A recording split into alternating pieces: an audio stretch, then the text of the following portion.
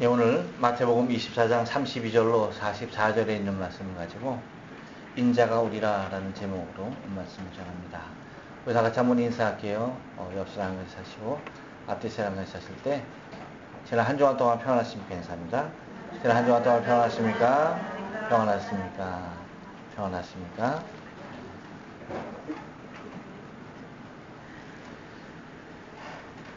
역사는 반복된다는 말이 있습니다.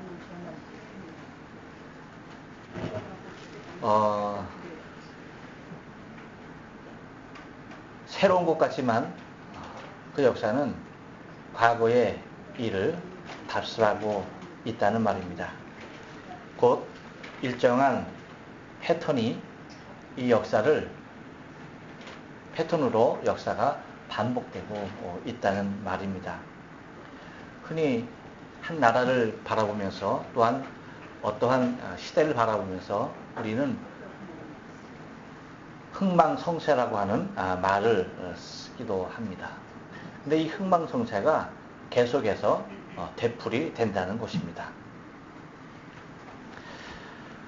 그래서 지혜로운 사람들은 역사를 봄을 통하여서 이 시대를 미리 점검해보고 나가기도 합니다. 그래서 역사를 잘 알면은 그 역사는 나라가 되었던 개인이 되었던 매우 큰 힘으로 작용하게 되는 것을 바라보게 됩니다. 오늘 주님은 본문을 통하여서 우리 인류에 있었던 한 역사, 한 시대의 역사를 거론해 주심으로 말미암아서 우리가 사는 이 시대를 비추어 볼 수 있는 말씀을 우리에게 해주시는 것을 바라보게 됩니다. 그것이 어느 시대냐고 한다면 노아의 시대예요. 노아의 시대의 예를 들어서 우리에게 말씀해 주시는 것을 바라보게 되죠.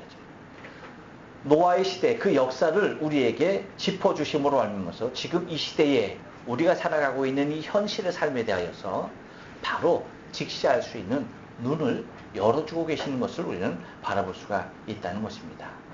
근데 여러분 한번 생각해 보세요. 왜 성경에 얼마나 많은 역사들이 있습니까? 근데 왜 하필 주님께서 이 노아의 역사, 이 노아의 시대의 역사를 지금 이 마지막 시대를 말씀하시면서 이야기를 하시는 것일까? 그것은 아마도 지금이 시대의 마지막 때라는 사실을 주님은 더욱더 강조하고 싶었던 마음이 있었던 것이죠.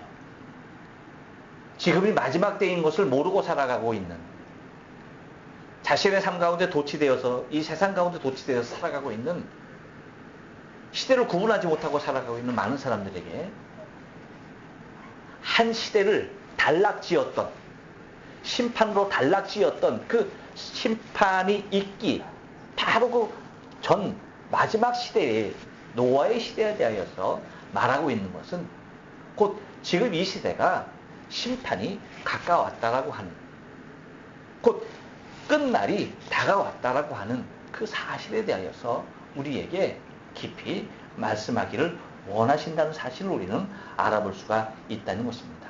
그러니까 지금 오늘날의 현재 역사도 노아의 시대와 마찬가지로 맨 마지막 때를 걷고 있다라고 하는 것이에요. 그래서 노아의 시대를 우리가 이제 다음 시간에 좀 살펴보길 원하는데, 노아의 시대에 되어졌던 그 일들이 지금 이 시대에 그대로 재현되고 있다라고 하는 그 사실에 대하여서 주님은 지적해주고 계십니다. 그러니까 지금 우리가 살아가고 있는 이 시대의 모습은 이미 노아 시대에 존재하고 있었던 삶의 모습들이었다는 것이에요. 그러니까 반복되어지는, 이 역사에 반복되어지는 이 모습을 주님께서도 우리에게 증명해 주시고, 또한 주님께서 이 땅 가운데 오셨던 것과 같이 또다시 이 땅 가운데 오신다라고 하는, 어쩌면 반복되어지는, 그렇지만 완전히 다른 세계가 이어질 것에 대하여서 우리에게 말씀해 주시고 있는 것을 바라보게 됩니다. 그런데 여러분, 우리가 우리의 현 시대의 우리의 신앙의 삶 가운데 매우 안타까운 일들이 있다는 것이에요. 그것은 뭐냐면 이 마지막 부분의 역사를 주님이 이토록 힘주어서 말씀하고 계시는데 계속해서 반복해서 그리고 매우 여러 번에 걸쳐서 이 마지막에 될 일에 대하여서 반복적으로 주님께서 말씀하고 계시는데 지금 교회와 지금 우리 성도들의 모습에서는 주님께서 이렇게 강조하고 계시는 이 주님께서 다시 오실 인자가 오리라라고 말씀하신 이 부분에 대하여서 곧 재림에 대한 이 얘기가 우리의 중심 가운데서 많이 드러나고 있지 않다는 것이에요. 그러니까 교회도 그렇고 성도도 그렇고요.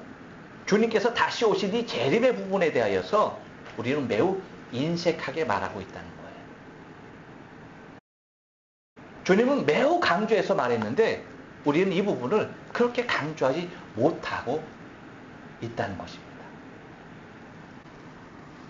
우리가 흔히 그렇게 얘기해요. 일본의 역사를 얘기할 때에, 일본 역사 교과서를 얘기할 때에 매우 신랄하게 비난을 합니다. 그 비난의 이유가 뭘까요? 그 비난의 이유는 다른 것이 아닙니다. 역사적인 그 부분, 사실이 있었음에도 불구하고 그 사실을 제외하고 또는 왜곡해서 가르친다는 것이죠. 거기에 대해서 우리는 계속적으로 항의를 하죠. 바로 잡아야 된다. 바로 잡아야 된다. 근데 침략자와 피지배자의 입장은 전혀 다르죠. 그 모습을 우리가 바라보면서 매우 신랄하게 비난을 해요. 그런데 여러분, 정작 우리는 주님께서 이 땅 가운데 다시 오리라라고 하는 이 약속에 대해서 우리 스스로가 여러분 왜곡하고 있지는 않는가 하는 사실을 오늘 이 시간에 우리가 한번 냉철하게 우리의 모습을 바라볼 수가 있어야 돼요. 그러니까 일본은 과거의 역사의 왜곡이었어요. 근데 여러분, 우리는 어떤 역사의 왜곡일까요? 다가올 미래에 관한 주님이 이미 말씀해 놓으신 진리 되신 그분이, 생명 되신 그분이, 거짓 없으신 그분이, 모든 것을 알고 계신 전지하신 그분이, 모든 것을 행할 수 있는 전능하신 그분이 우리에게 말씀해 놓으신, 밝히 드러내신 앞으로 분명히 되어진 일에 대하여서 우리는 침묵하거나 왜곡하고 있지 않는가라고 하는 거예요. 그 모습이 우리에게 여러분 얼마나 비극적인 일일까라고 하는 것입니다. 그 이유가 있어요. 주님의 다시 오심, 이 재림에 대하여서 인자가 오리라고 하는 이 부분에 대하여서 교회가 말하기를 꺼리라 하는 이유가 있다는 것입니다. 왜 그래요? 수없이 많은 부도수표들을 냈어요. 수없이 많은 이단들이. 무엇을 가지고? 말세라고 하는, 주님께서 다시 오시리라고 하는 재림에 관한 이 부분을 가지고 얼마나 많은 부도수표를 발행했는지 몰라요. 그러니까 이 부분을 말하면은 어떻게 보이는 거예요? 우리도 이단의 한 종파로 인식되어지는, 그래서 감히 힘주어 강조해서 말을 못하는 그러한 부분들이 있다는 것입니다. 그래서 여러분, 교단적으로도 마찬가지고요, 개교회적으로도 마찬가지예요. 가장 심각해야 할 부분이 가장 민감한 부분이 되어버렸어요. 무엇하기에? 오해하기. 또 내가 오해받기에. 그러니까 이 부분에 대하여서 그렇게 말하는 것에 대하여서 탐탁치 않아 합니다. 여러분 우리가 잘 아시잖아요. 성경에 얼마나 많은 우리 기독교인들이 사용할 수 있는 힘이 되고 능력이 되어지는 말씀들이 얼마나 많습니까? 여러분 우리가 다 여호와의 증인 아니에요. 그렇죠? 근데 여호와의 증인이라는 말 우리 개신교에서 써요 안 써요? 안 쓰는 이유가 어디 있어요? 여호와 증인이라고 아예 대놓고 이단이 있어요. 빼앗기고 말았어요. 여러분 교회가 누구의 교회예요? 하나님의 교회 아닙니까? 근데 하나님의 교회라고 말할 수 있어요? 없어요? 없어요. 하나님의 교회라고 하는 이단이 아주 자리매김을 완벽하게 해놨어요. 그래서 하나님의 교회 하면은 어떻게 판단이 되어져? 교회를 갸우뚱해요. 우리 하나님의 교회가 얘기하면 어떻게 되는 거예요? 저 이단이야? 라고 그렇게 얘기해요. 만약에 지금 제가 한 거 여러분 딱딱 잘라서 요만 우리 하나님의 교회가 라고 얘기한 거 여러분 어디다가 내보내면 저 이단 되고야 마는 거예요. 그렇게 돼요. 그것뿐만 아니죠. 여러분 파수꾼, 새하늘과 새 땅, 신천지 아닙니까? 사용할 수 있어요? 없어요? 없어요. 재림도 마찬가지예요. 주님이 이 땅 가운데 다시 오시는 그 모습도 여러분 이제 점점 더 노골화되어지게 그렇게 되어져 가고 있어요. 그래서 재림에 대해서 주님의 재림에 대하여서 주님의 우리가 휴거되는 것에 대하여서 감히 재림이라는 단어, 휴거라고 하는 단어, 주님께서 다시 오신다는 단어 이런 용어들을 우리가 마음대로 사용하지 못하게 하는 그러한 분위기가 기독교계에 흐르고 있다는 거예요. 그러니까 구태여 휘말릴 필요가 있다 없다? 없다라고 하는 식으로 가는 거예요. 근데 여러분 이것이 얼마나 위험한 발상인지 우리는 직시해야 돼요. 주님이 얼마나 강조해서 하신 말씀이고 그리고 마지막 이루어질 주의 약속인데 그 약속을 우리가 확실하게 붙잡는 것이 지금까지 우리 교회가 쌓아왔던 그 모든 것들을 한꺼번에 이룰 수 있다라고 하는 아주 인간적인 두려움 가운데 사로잡혀 있다는 거예요.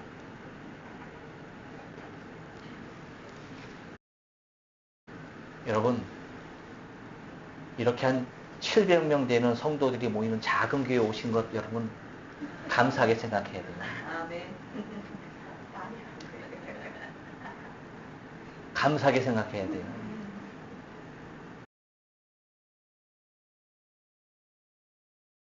이것보다 더 많이 모이면요 말하고 싶어도 못해요.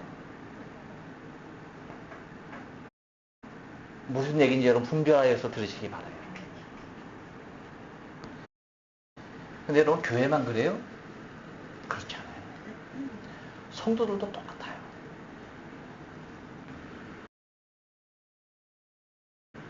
여러분 성도들도 이제는 옛날처럼 배고프지 않아요. 옛날처럼 여러분 자고 일어나면 때를 걱정해야 할 이유가 하나도 없어졌어요. 내가 쌓아놓은 것이 너무나 많아요. 내가 가지고 있는, 내가 소유한 것들이 너무나 많아요. 여러분들은 그렇게 생각해요. 난 아닌데. 잘 알아요, 여러분. 그래요. 여러분들은 아닐 수 있어요. 그런데 의외로 많아요.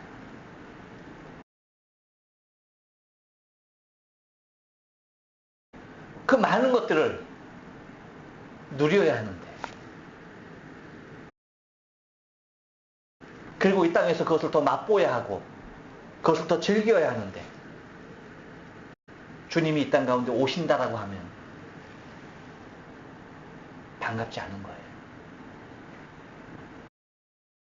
오셔도 오시긴 오시는데 지금은 아니고요. 이렇게 됩니다. 주님 오실 거잖아요. 근데 오시긴 오시는데요. 지금은 아니고요.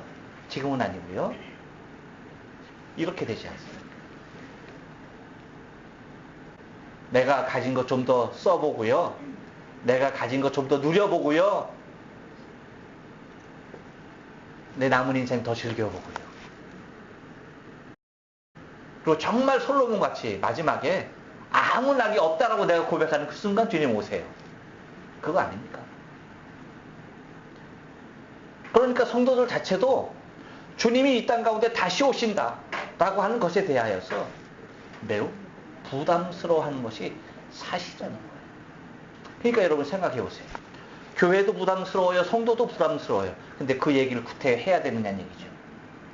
성경에 주님께서 말씀하신 인자가 다시 오리라 하고 말씀하신 이 말씀 외에도 얼마나 많은 말씀들이, 얼마나 많은 진리들이, 얼마나 많은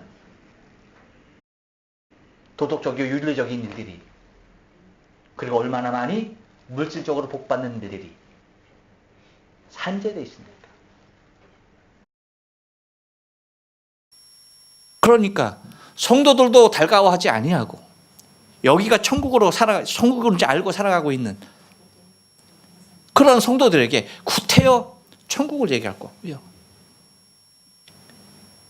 주님이 땅에 오시는 거 조금 더디 왔으면 좋겠다라고 그렇게 생각하고 있는 성도들에게 구태여 주님 오실 때가 가까웠다라고 얘기할 필요가 없어지는 거죠.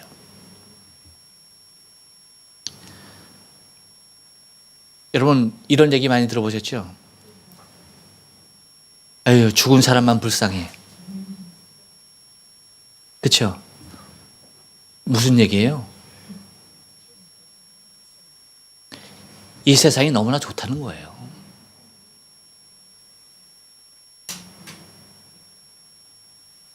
살만하니까 가셨다고. 그렇죠? 살만하니까 가셨대. 살만하니까. 근데 여러분 반면에 이 얘기도 들어보셨죠? 아유 잘 가셨어. 들어보셨습니까? 아유 잘 가셨어. 어느 분에게 해요? 아까 말씀드린 아무 낙이 없다라고 인생은 헛되니 모든 것이 다 헛되다라고 그렇게 고백할 수 없는 그때 그 지경에 이르러서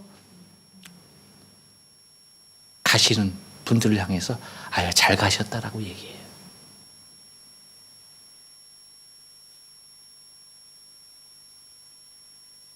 여러분 마지막 때에 주님이 우리에게 경고하시는 말씀은요.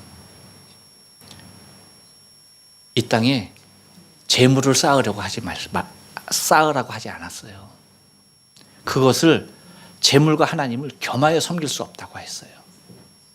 그리고요 우리의 보화는 오직 하나님의 나라에 쌓아둘 것에 대하여 말씀하셨습니다.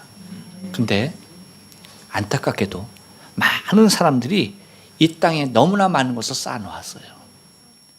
그렇기 때문에 주님이 다시 오시는 것에 대하여서 별 흥미가 없어요. 여러분 예수님께서 누가복음 12장에 비유를 하나 들어주십니다. 어떤 비유가 있냐면 부자의 비유가 있어요. 한 부자가 농사를 지었는데 소출이 엄청난 거야. 어마어마한 소출이 수확이 된 거예요. 그러니까 이 부자가 말을 해요. 아, 이 창고를 헐고 더 크게 줘야겠다. 그리고 거기다가 잔뜩 때려 넣습니다. 그리고는 이제 자신의 영혼을 향하여서 외칩니다. 뭐라고요? 이렇게 얘기해요. 심중에 생각하여 가로되 내가 곡식 쌓을 곳이 없으니 어찌할꼬 하라고 하면서 또 가로되 내가 이렇게 하리라. 내 곡간을 헐고 더 크게 짓고 내 모든 곡식과 물건을 거기에 쌓아두리라. 그리고 19절에서 이렇게 말합니다. 또 내가 내 영혼에게 이르되 영혼아 여러 해 쓸 물건을 많이 쌓아다 두었으니 평안히 쉬고 먹고 마시고 즐거워하자 하리라. 그러니 여러분, 주님 오시는 것에 대해서 관심이 있습니까? 없죠. 오시면 더 안 되는 거죠. 불안한 거죠. 오실까 봐 겁나는 거죠. 천국은 가고 싶은데, 그곳에 가고 싶긴 한데 지금은 아니란 얘기입니다. 왜 그래요? 이 땅에 쌓아둔 것이 많아서 그래요. 근데 여러분, 주님께서 오실 날이 아무리 멀다 하더라도요, 아직도 많이 남았다 하더라도요, 주님이 우리를 부르시는 날은 언제일 줄 모른다는 사실을 우리는 기억해야 돼요. 무슨 얘기인지 아십니까? 그래서 주님이 그렇게 말씀하세요. 20절에서 하나님은 이르시되, 누구에게 이르는 겁니까? 그 부자에게 말하는 거예요. 하나님은 이르시되 어리석은 자여, 오늘 밤에 내 영혼을 도로 찾으리니, 그러면 내 예비한 것이 네 것이 되겠느냐? 창고 헐고 거기다 쌓아둔 그 곡식과 그 물건이 누구의 것이 되겠느냐라고 오히려 되묻고 있어요.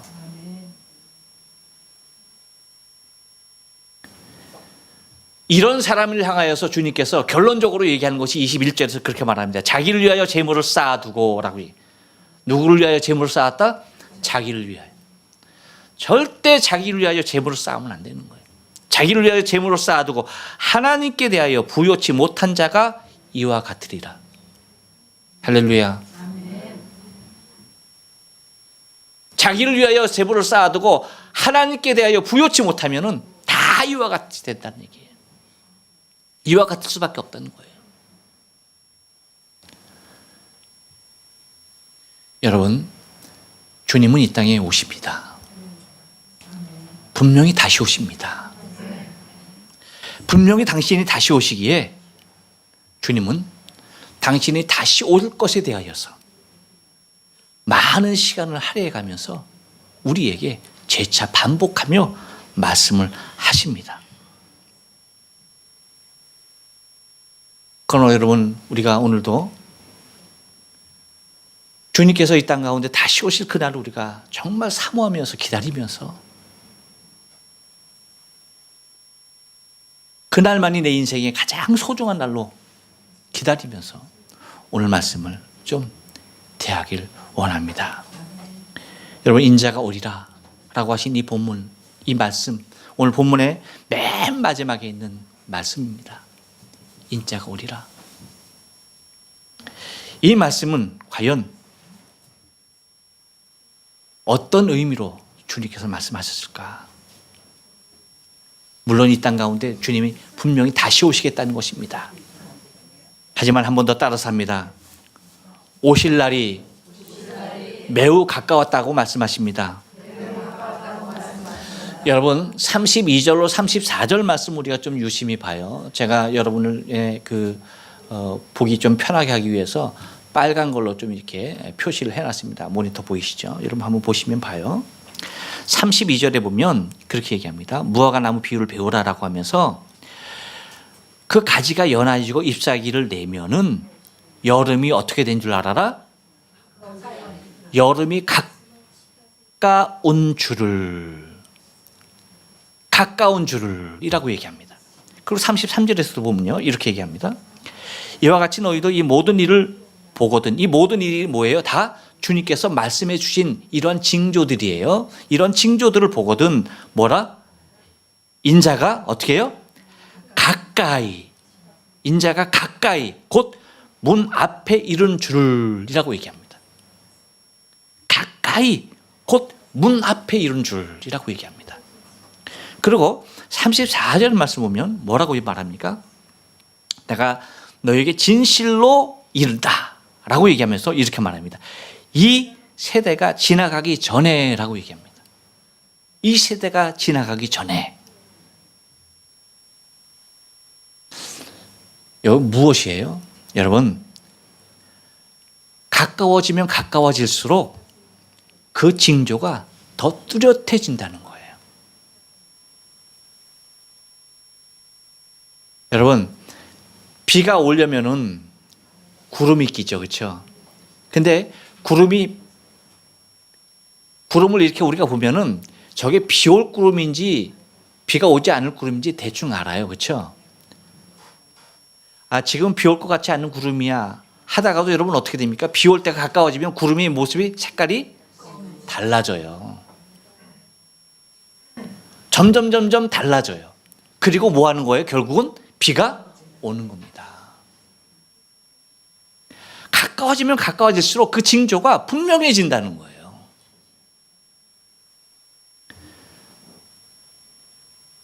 여기 여러분 우리 그 교회 이렇게 나가면 요 옆에 바로 그 수도고속 7번 수도고속이 있죠? 그 수도고속 밑에 보면 그 공원길이 쭉 이어집니다. 그렇죠? 쭉 이어지는데 거길 걸어보면요. 1년 12달이 매달 꽃이 있어요. 혹시 여러분 모르셨어요? 한번 보세요. 매달 꽃이 있습니다. 매달. 안 피는 달이 없어요.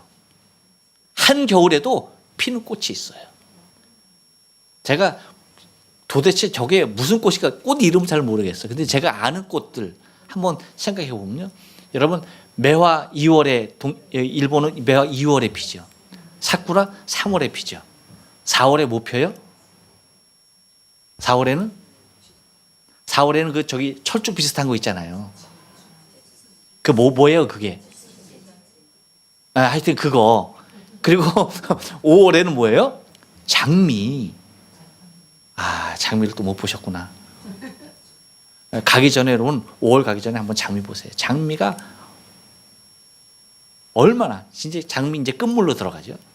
6월에는 뭐 펴요, 여러분? 그렇죠.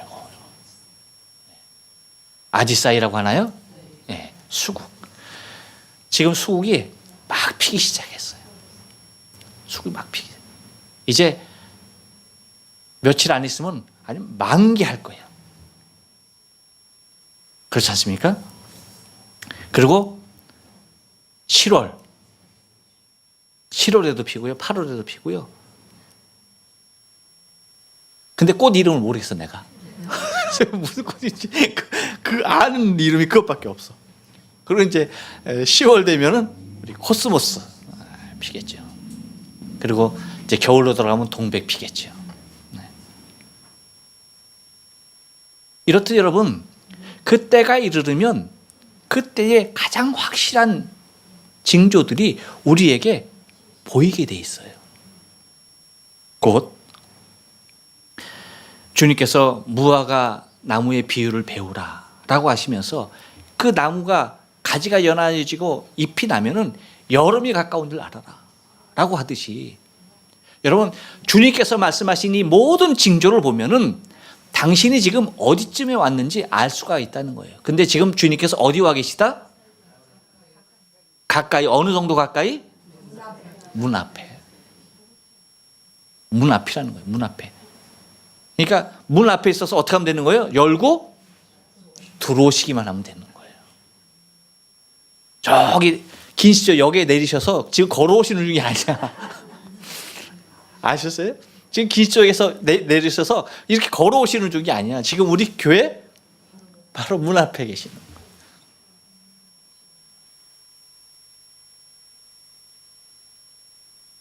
그런데 여러분 주님은 이렇게까지 말씀하시는데 우리는 정말 주님이 문 밖에 계신 것이라고는 상상과 그리고 받아들이려 하지 않아요. 아직도 내 삶과는 거리가 먼 모습으로 인식하려고 애를 쓰는 것들을 바라보게 되어져요. 여러분 아니에요. 주님 말씀하신 대로 정말 문 앞에 이르르셨어요. 문 앞에 계세요. 이 세대가 가기 전에 다 이루리라고 하신 그 말씀이 반드시 이루어질 것입니다. 그러니까 인자가 오리라 하신 그 날이 너무나 가까웠다는 사실을 여러분 기억해야 돼요. 여러분 우리의 스케줄을 보면 연중에 저쪽 뒤에 있는 것도 있고 지금 우리의 코앞에 닥친 일도 있지 않습니까? 그렇죠? 지금 우리 코앞에 닥친 우리 교회적으로 우리의 코앞에 닥친 행사가 뭐예요? 예, 그렇죠. 4주년 연합 4주년 기념일이 다음 주예요. 이렇듯 우리 눈앞에 이렇게 있는 거예요. 곧 매우 가까워 왔다라고 하는 사실을 여러분 우리가 인식해야만이 한다는 거예요. 무엇이 가까웠다? 행사가 가까운 것도 중요한데 행사는 하나하나건 아무런 상관이 없어요. 근데 무엇을 우리가 생각해야 돼? 항상 주님, 주님께서 오시는 것이 바로 문 앞에 이르렀다는 사실을 날마다 인지하고 살아야만 합니다. 아까 말씀드렸어요. 주님이 아무리 멀리 있다 하세요. 아무리 오실 날이 멀리 있다 할지라도 나는 천국 문 앞에 지금 있을 수가 있는 것은 사실이라는 사실을 잊지 말아야 돼요. 주님이 내 앞에 있을 뿐 아니라 내가 천국 문 앞에 있음을 여러분 잊지 말아야 돼요. 또 하나 인자가 오리라 하신 말씀은요, 한 번 더 따라서 합니다.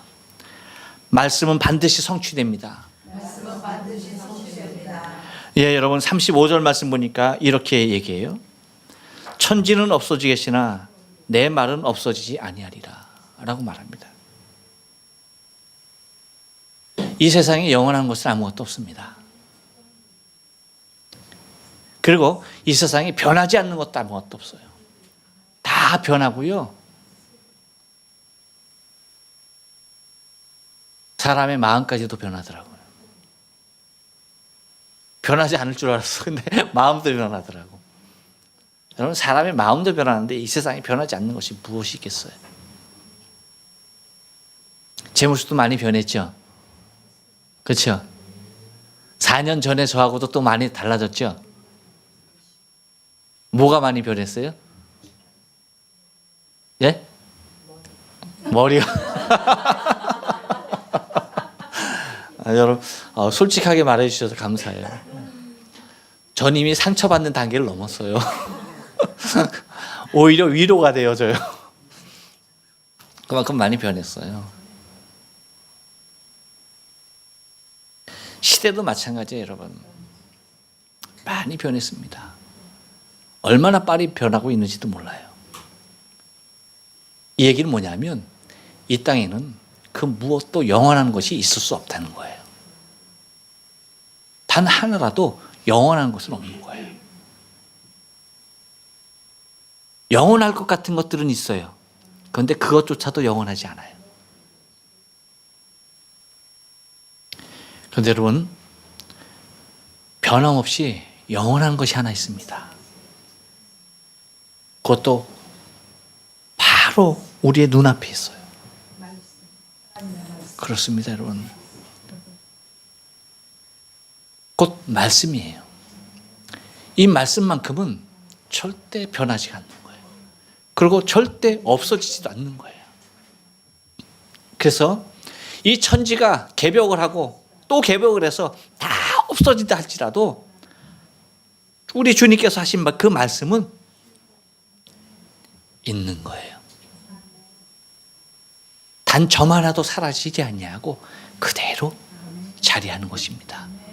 말씀밖에는 없습니다. 그런데 여러분 그 없어지지 아니하는 그 말씀, 내 말은 없어지지 아니하리라라고 당신께서 하시는 그 말씀이 무슨 말씀이냐라고 한다면 다른 말씀이 아니고 내가 다시 오겠다는 거예요. 당신이 다시 오겠다는 거예요.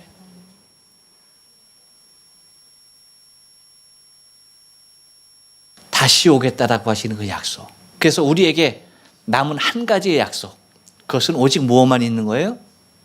주님께서 이 땅에 다시 오실 그 일만 남은 거예요. 그래서 여러분 우리는 믿음을 5가지로 흔히 얘기해요. 예수님 믿는 거 5가지로 얘기해요. 무엇이에요? 첫째, 그분의 탄생을 믿어야 돼요. 탄생. 그분이 이 땅 가운데 초림에 곧 2000년 전에 이 땅 가운데 오신 것, 그 탄생을 믿는 거예요. 여러분 믿습니까? 네. 두 번째는 뭐냐면 그의 죽으심을 믿는 거예요. 그분이 왜 죽으셨냐? 곧 내 죄와 허물을 위해서 내 죄의 대속함을 위하여서 죽으신 것을 믿는 거예요. 여러분 예수께서 내 죄와 허물을 대신해서 죽으신 것을 믿습니까?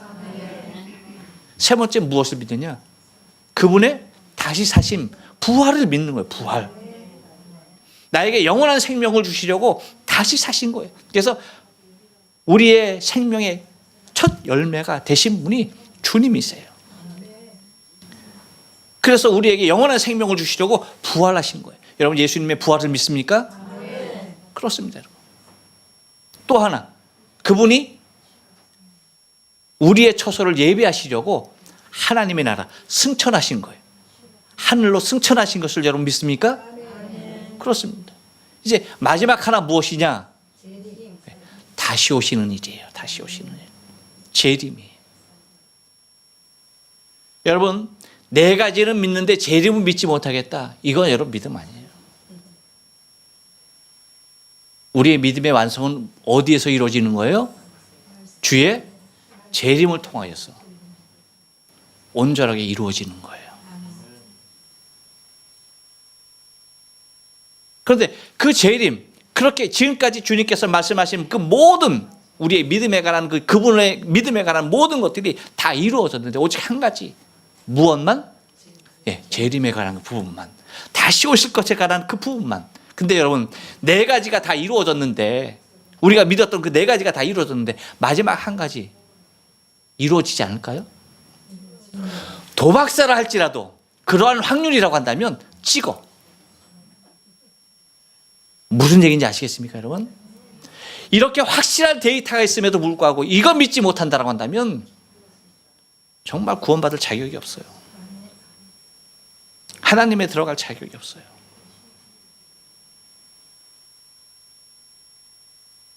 근데 주님의 말씀은 반드시 성취가 되는데 당신께서 직접 내가 다시 오리라, 내가 오리라, 인자가 오리라 라고 그 말씀하신 것이 어떻게 이루어지지 않겠느냐는 얘기죠. 그 말씀도 반드시 성취될 줄로 믿어요.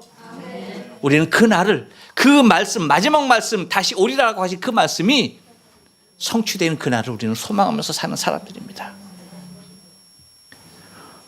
오늘은 한 가지만 더 생각을 하려고 합니다. 인자가 오리라 라고 하신 이 말씀을 통해서 여러분 한 번 더 따라서 합니다. 하나님의 전적인 주권에 의한 것입니다. 여러분 36절 말씀 보니까 이렇게 얘기해요. 그러나 그 날과 그때는 아무도 모르나니 하늘의 천사들도 아들도 모르고 오직 아버지만 아시느니라 라고 그렇게 얘기합니다. 여러분 한번 생각해 보세요. 예수님께서도 예수님이 하나님이시죠. 예수님 하나님이십니다. 그럼에도 불구하고 예수님께서 아들 된 입장에서, 당신의 입장에서 뭘 말씀하시냐면 아들도 모르고 라고 얘기하셨습니다. 여러분 하나님이 당신이 모르시는 게 있어요, 없어요? 없죠. 다 아십니다. 하나님으로서 모르시는 것이 없이 다 아시는 거예요. 그런데 예수님께서 하나님의 아들로서 아버지께 고백하는 이 모습을 보세요. 아들도 모르고 라는 표현을 써요. 아들도 모르고. 이것이 뭐예요? 예수님은 철저하게 하나님의 절대적인 주권에 대하여서 예수님 그분도 인정하신 거예요. 하나님의 절대적인 주권. 당신이 이 땅 가운데 다시 오시는 것조차도 하나님의 절대적인 주권하에 있다는 거예요. 당신의 소관이 아니라는 거예요. 하나님의 절대적인 주권 안에 있음에 대하여서 밝히 선포하고 있는 거예요. 이 말씀을 통해서 여러분, 정말 주님께서 이 땅 가운데 다시 오실 것을 기대하며 소망하는 사람들은 우리의 믿음의 모습을 하나 유출해낼 수가 있어요. 그것이 뭐냐면 하나님의 주권 아래 절대 겸손해야 된다는 것입니다. 하나님의 주권 아래 절대 겸손이 우리에게 전제되어 있어야 돼요. 하나님이 가장 싫어하는 것이 뭐냐라고 할 때 교만이라고 얘기했죠. 교만입니다. 왜? 그것이 인생의 범죄의 원인이었거든요. 하나님과 같이 데려가는 그 교만한 마음, 이것을 사단의 유혹으로부터 벗어버리지 못했어요. 그래서 하나님이 가장 싫어하는 것이 죄 이전에 뭐예요? 교만이에요. 그러면 주님께서 당신께서 가장 기뻐하시는 것 또한 뭘까요? 그의 상응대 반대되는 겸손인 것이죠. 그래서 우리가 하나님 그분의 주권하에 있음에 대하여서 우리는 그대로 믿고 그대로 겸손하게 따라야만 하는 것입니다. 그래서 여러분, 혹시 그 날에 대하여서, 주님께서 다시 오실 날에 대하여서 누군가가 얘기한다라고 한다면 그는 이미 구원과는 관계가 먼 사람이라는 사실을 여러분 기억해야 돼요. 구원하실 구주께서도 당신도 모른다고 했는데 어떻게 그 날에 대하여 언급하겠습니까? 그래서 여러분 보세요. 주님께서 염려하신 대로 수없이 많은 사람들이 통해서 미혹하는 것들이 뭐냐라고 한다면 이 주님 오실 날에 대하여서 얘기하고 있어요. 이 부분에 대하여 건든다는 거예요. 그것이 언제다, 몇 월 며칠이다, 몇 년이다 라고 말을 한다는 거예요. 그런데 주님께서 말씀하신 대로 전혀 생각지 않은 날에 오리라 라고 했으니까 여러분, 혹시 여러분 어느 날 기억하세요? 아무 날이나 생각해봐. 아무 날이나 하나 불러봐요. 부르고 싶은 날 아무 날이나 불러봐요. 내일 불렀어. 여러분, 내일 주님 절대 안 오시니까. 왜요? 아무도 생각지 못한 날 오신다고 그랬어요. 이 지구상의 인구가 70억 됩니까? 70억 넘습니까? 그 70억이 아무도 생각지 아니하는 그날 오십니다. 곧 다시 말하면 무엇이냐면 여러분, 하나님의 절대적인 주권하에 주님께서 다시 이 땅 가운데 오신다는 사실을 우리는 잊지 말아야 돼요. 그럼 우리의 신앙의 삶 가운데 우리가 겸비해야 할 아주 중요한 요소는 뭐냐? 하나님의 주권하에 내 생명의 삶을 맡기고 그분 앞에서 항상 믿음으로 서 있을 때 겸손함으로 우리 자신을 무장해 나가야 하는 것입니다. 곧 주님 절대적인 주권하에 주님 이 땅 가운데 오시는 그날이 정해져 있다는 사실을 여러분 우리의 믿음 가운데 반드시 심어놔야 할 줄로 믿습니다. 기도하십니다.